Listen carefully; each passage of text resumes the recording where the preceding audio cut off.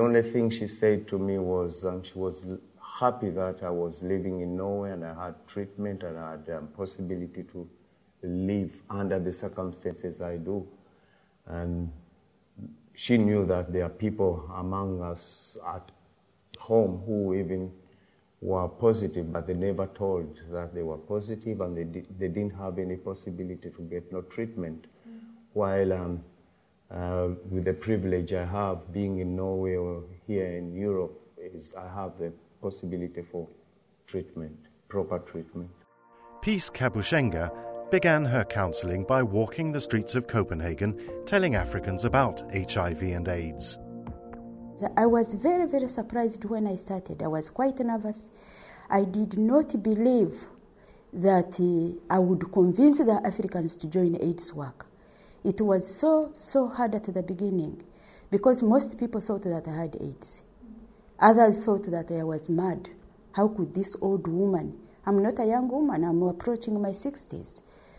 How could this old woman talk about HIV, sex, condoms?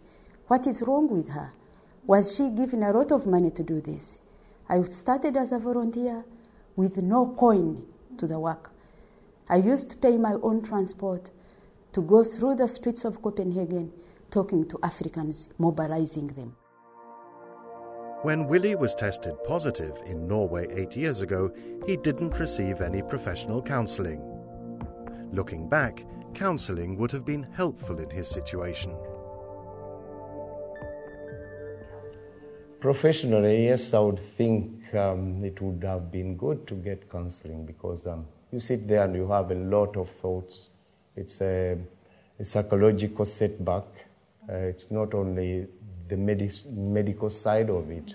I mean, you go and think of a lot of things. So it could be all right to talk with someone who knew a bit better, less energy taking from me than the opposite. I mean, if I'm to go and hide and I don't know who I am and all that, I think I would be using a lot of energy, which I don't do. Instead, I use my energy on the positive side and try to talk about the all right things around it.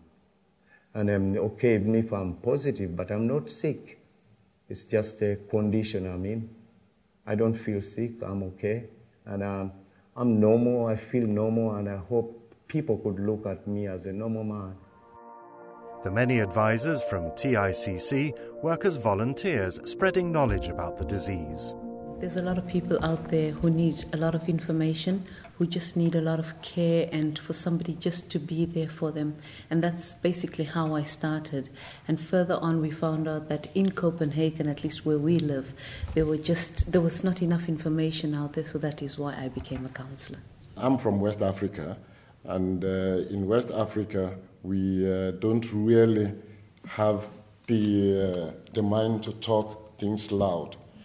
So that's why I was very happy when Peace started this project and then to bring more light to the people. After you find out that you're HIV positive, that is the lowest time in anybody's life. It's like finding out that you've got any kind of virus or disease. You need somebody to be there. You need to talk to somebody. You need to relate to some people or a group of people. So it's good to know that you've got some people that you can count on. It's easier during the day when you're with everybody. But at night time, especially when you're all alone, that's when you start to think and a lot of thoughts come into your mind. You just need somebody to be there. So this is why we call ourselves friends instead of counsellors. Flemming Pless is a priest at Christian's Church in Copenhagen, where anyone can get support if they're infected with any kind of disease.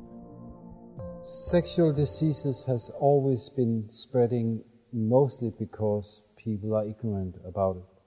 I mean, if you have any other disease or sickness, you will go to the doctor and you will get the treatment. And if anybody asks you what's wrong with you, well, I have pneumonia, I have something else, I have cancer.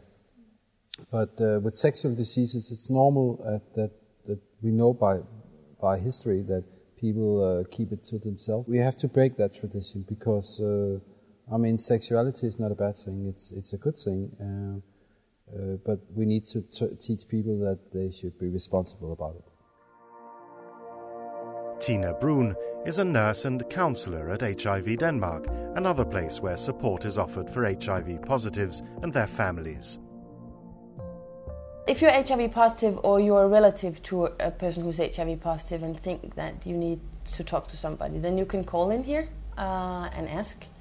All our counseling and all calls are anonymous. That means you don't have to tell where you're living, you don't have to tell your personal security number, you don't have to have citizenship of Denmark to use this. Everybody can use this. So I think a lot of information, not only for the people who are HIV positive, but for everybody. I think that's very important. I think it's very important that we respect and accept people who are HIV positive for the human being they are. I think that's important. HIV Denmark also has a department in Norway called HIV Norway, where Willy works as a volunteer.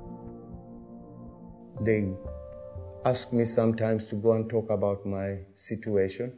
So I go around in different institutions, schools, offices, and talk with people about being positive and how it is. Today, Willy hopes to make a difference by being open about the disease.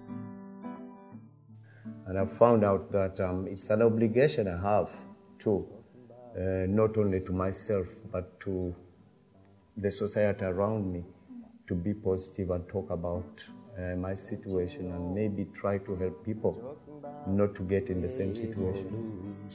Sounds whisper while they're waiting their way for lines,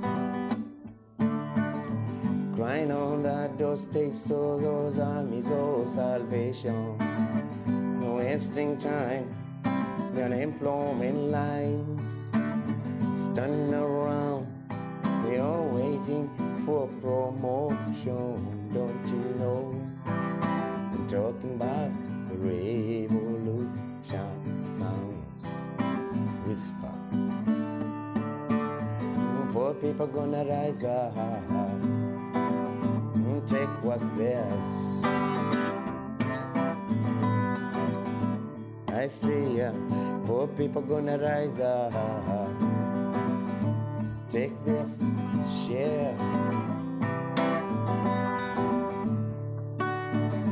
Don't you know you better run, run, run, run, run, run, run, run, run, run, run, run, run. Yeah. I say you better run, run,